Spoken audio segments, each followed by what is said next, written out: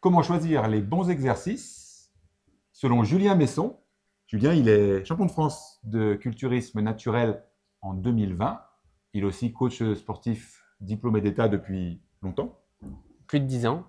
Alors Julien, donne-nous ta philosophie du choix de l'exercice. Alors, déjà, le contexte, c'est vraiment le choix de l'exercice quand on est en hypertrophie, Mhm. donc en culturisme.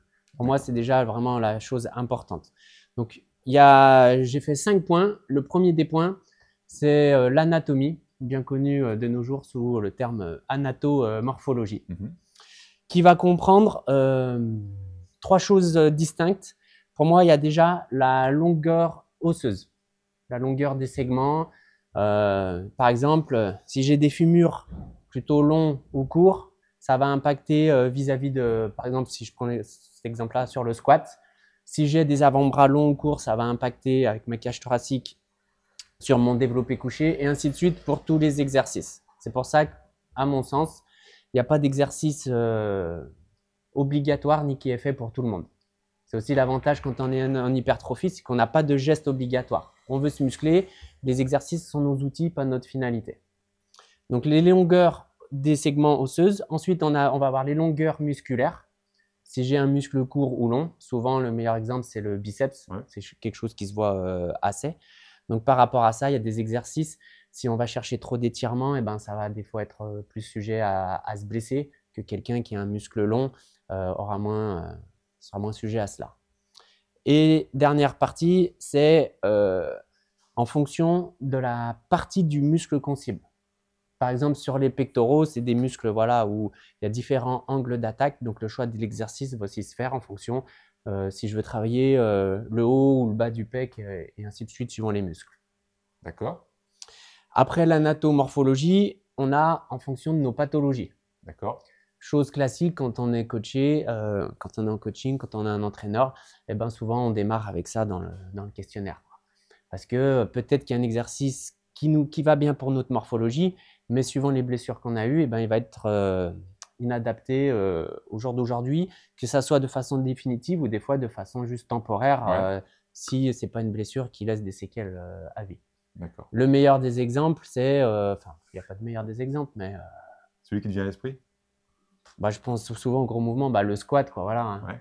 J'ai un problème de dos, bah, peut-être que le squat va plus être une bonne Ouais. option par rapport à cette pathologie, qu'il faudra que j'essaye de faire une variante où le dos est moins mis à contribution. Typiquement un split squat ou une Ouais, voilà, fente. Ou... voilà. Surtout que moi, je suis un fervent adepte des fentes, vu qu'on n'a pas le dos qui va se pencher et tout ça, je trouve qu'il y a beaucoup moins de pression qui est mise sur la zone lombaire.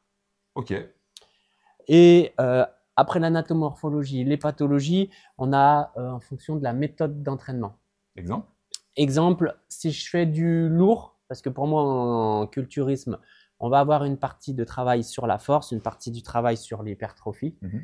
Et dans le lourd, si je fais un travail au pourcentage, le travail avec les barres va mieux s'y prêter parce que les incréments peuvent être plus précis. Si je fais un travail aux haltères, par exemple, de nos jours, en plus, c'est souvent maintenant des sauts de 2,5 en 2,5 sur les haltères. Bah, le pourcentage, si je passe de 20 à 22,5, j'ai plus de 10% d'augmentation, Ouais. donc ça va être dur de faire des choses précises.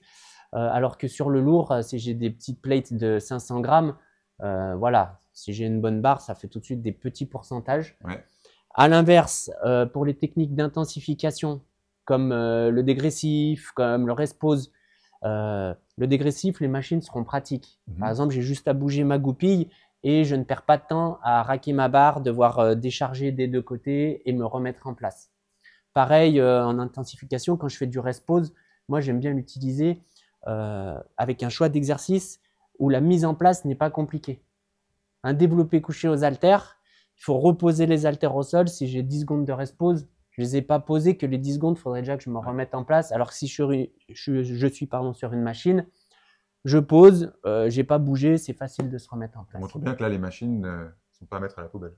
Ah bah non, pour moi, poids libre ou machine, chacun a ses avantages et inconvénients.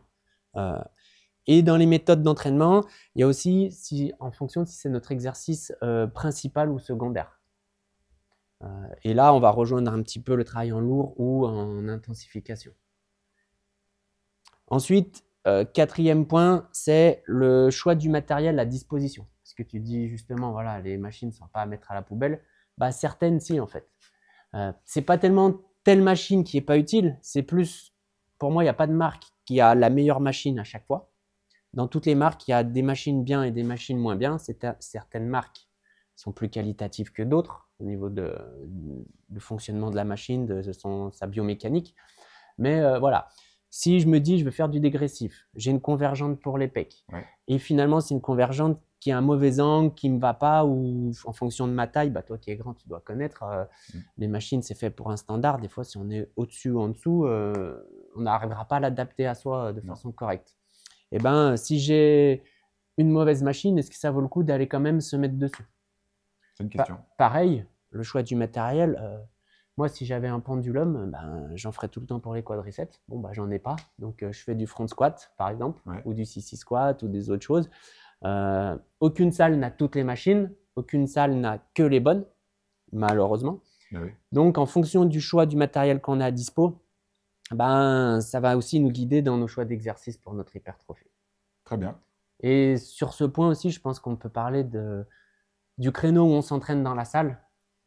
Parce Oui. que On parle en jamais heure de de pointe dans une salle commerciale, hein, grand public, eh ben, s'il n'y a pas beaucoup de rack à squat, par exemple, ça va être peut-être compliqué de faire ton travail au pourcentage sur ton rack à squat à 19h30. Hein.